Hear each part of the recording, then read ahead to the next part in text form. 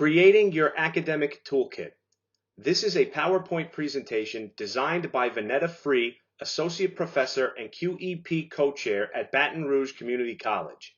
In this presentation, we will discuss what an academic toolkit is and how it can help you develop skills and practices that will help you succeed at the college level. The academic toolkit will provide students with skills to support their success in this class and beyond. This presentation will cover campus resources, time management, reading strategies, note-taking strategies, and learning strategies for specific learning styles.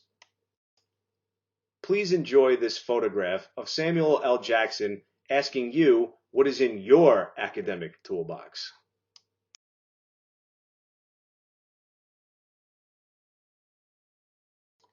Motivation.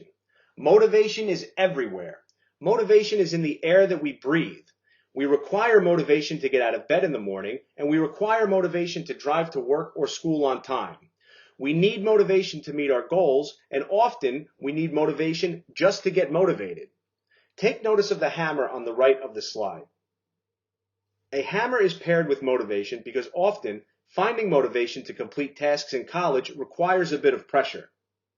Even students who love college will experience moments when they must complete a task but aren't feeling particularly inclined to do so. Just as a hammer can build a house, it can also smash your thumb if you aren't paying attention. Consider your own internal motivation and use it to help see your goals through to fruition.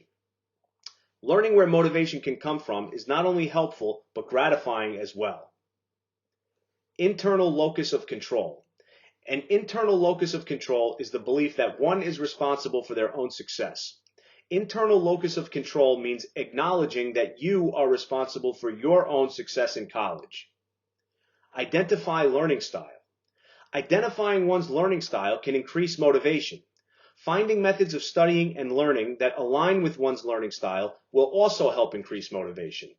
For example, an auditory learner may seek out audio to help them study, while a more visual learner will seek out imagery. A repetitious learner, such as myself, may repeatedly go over lines of text until they firmly cement in my mind. Connect with peers in college. Connecting with peers in the college will also keep you motivated. Finding a consistent study buddy or a study group will make students more accountable and help secure a schedule for completing work. Finally, let's go over campus resources. The campus is chock full of resources that will help you in your studies. This knowledge should fuel you with motivation to be the best student you can be. The Academic Learning Center has tutors for every class, even the classes that students struggle with the most. The Writing Center is another fantastic resource to help you with your writing assignments, such as the essays that you will be writing in 1013. The Writing Center has walk-ins and appointment hours.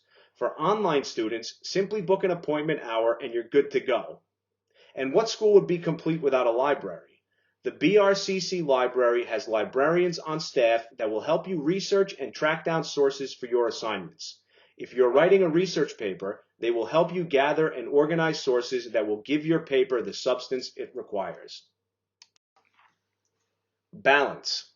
On the right side of the slide, you will see a DeWalt level. This is a tool to help deduce whether a surface is horizontal or vertical.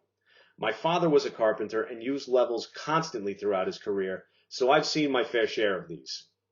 This image is important for this presentation because it represents balance. As we said in the previous slide, identifying your learning style is extremely important in becoming a good student.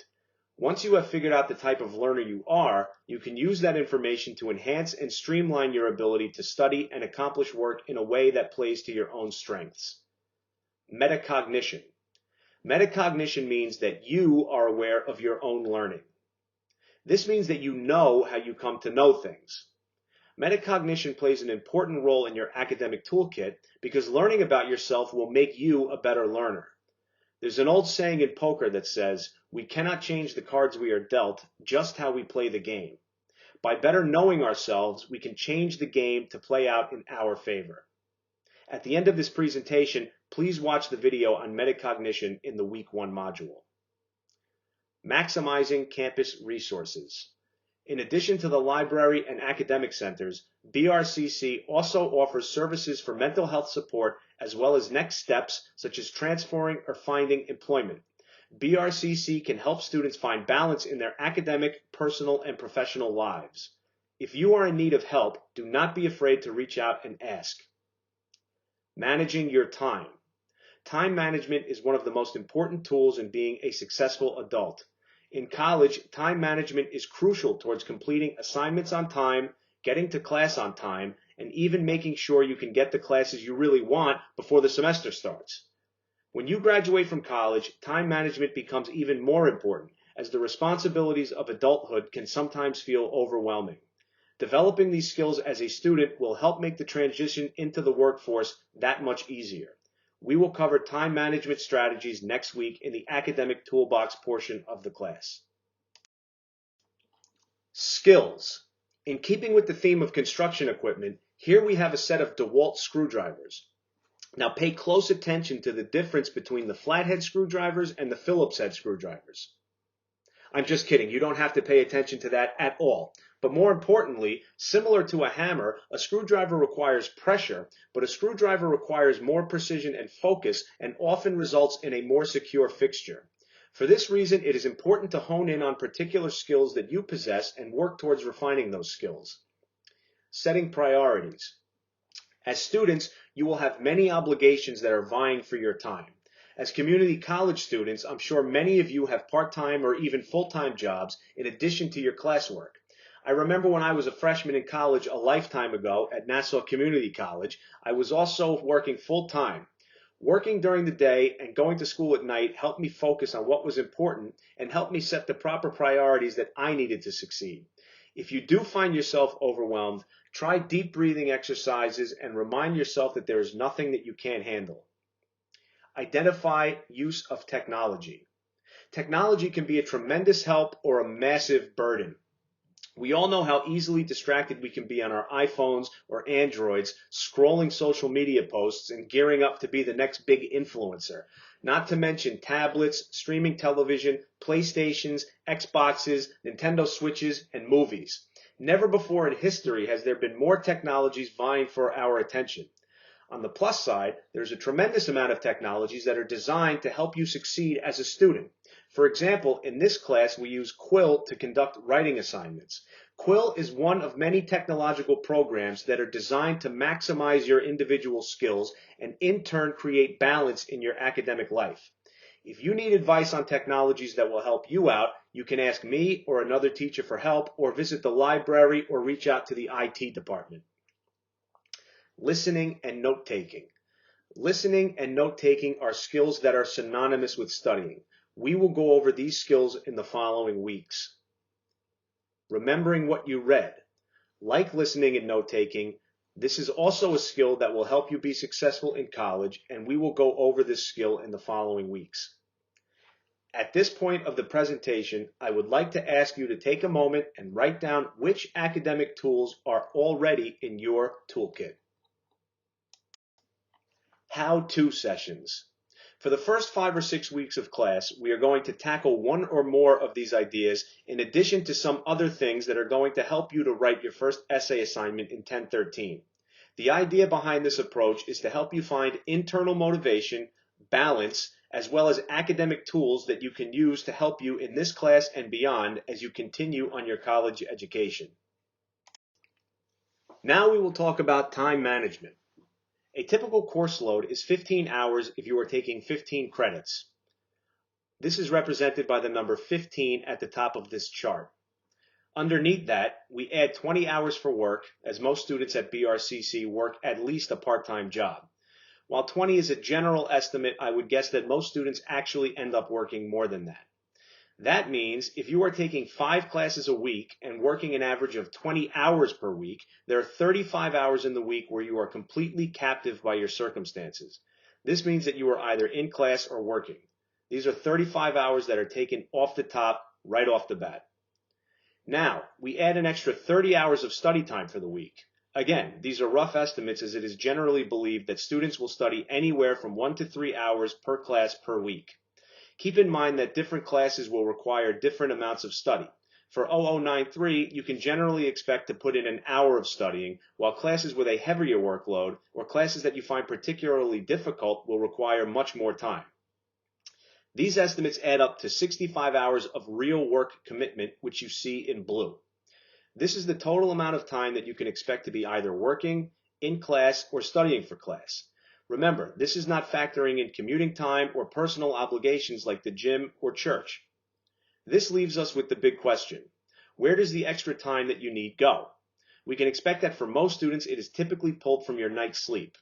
When students can't find enough time in the day to take care of their necessary work, they stay up late and allow that work to eat into their sleep time. And while I'm sure we're all familiar with that, this is obviously not an ideal situation. Next up, we are going to look at a prioritized to-do list. We are going to create a prioritized to-do list in class, which you will share with me. We are going to split this up into tasks that you have to do each week and categorize them. A tasks are the critical tasks that need to go at the top of the list. A tasks are the tasks that will have severe consequences if put off. Seeing as I love food and generally have food on the mind, a family Thanksgiving dinner or Valentine's Day dinner are two items on a to-do list that most certainly will be marked off with an A. This could also be an essay that is due that week, for example. Items that can generally be put off for a day or two are going to be marked off as B items. Taking the garbage out, making sure the dishes are done, or catching up with the latest episode of The Last of Us would fall into this category, even though sometimes it feels like they should be in the A category. Finally, use C for tasks that could wait 2 or more days. C tasks should not be neglected, but typically fall into tasks that can be put off to the weekend, for example.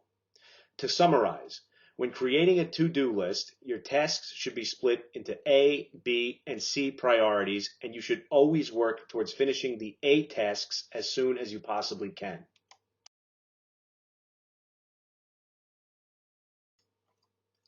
Let's take a look at a time management exercise where we will help a hypothetical student get better organized this semester. If we take a look at the left column, we see that this student takes 13 hours of classes per week. This student plans to study 26 hours per week and does not want to study on Saturdays. This student plans to have 3 meals per day and also wants to plan at least 4 recreational activities on any given week. If we go to the right column, we see that this student wants to go to bed at the same time during the school week and wants to get 8 hours of sleep per night. This means that if we are creating a prioritized to-do list for this student, we should try to plan for 56 hours a week for rest. Continuing on the right column, we should schedule at least 5 rewards during the week. Rewards can be something like catching up on a TV show or taking a bike ride. We can see that this student is planning for 15 hours per week of work at their job, and finally wants to plan daily time for devotion, mental relaxation, and reflection. Now we will see what a prioritized to-do list looks like. When you are creating your prioritized to-do list, start with the A-level tasks first. These are the fixed commitments and comprise of classes and work. If you are an online student, this is even more important as you must have the discipline to make the time yourself. Trust me, setting time aside for an online class can be even more important than in a traditional lecture as you will be completing the work at your own pace. This means that if you neglect to do this, you will fall behind and it can be incredibly difficult to catch up. Next, you're going to schedule in your study time. I would like you to figure out hours of the day that you can study.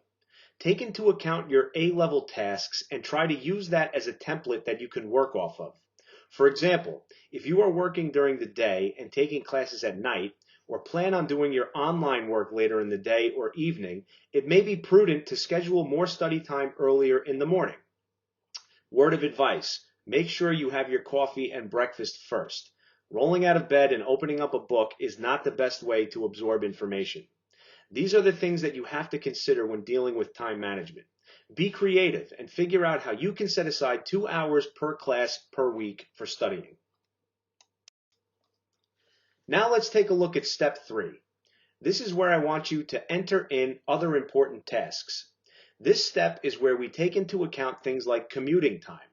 If your commute is during a time when there's a lot of traffic, you'll want to go ahead and factor that in.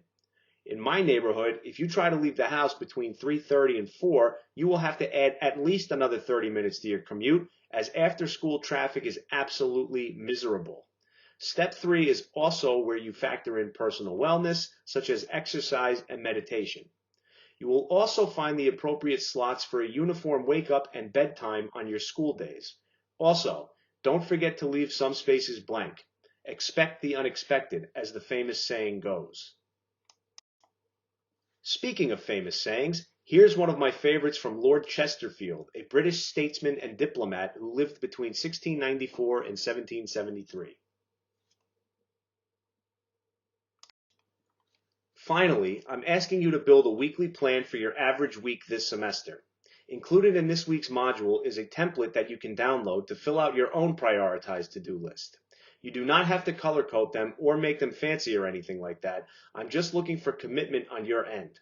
Filling out a prioritized to-do list shows initiative, it shows organizational skills, and it shows motivation to improve yourself as a student.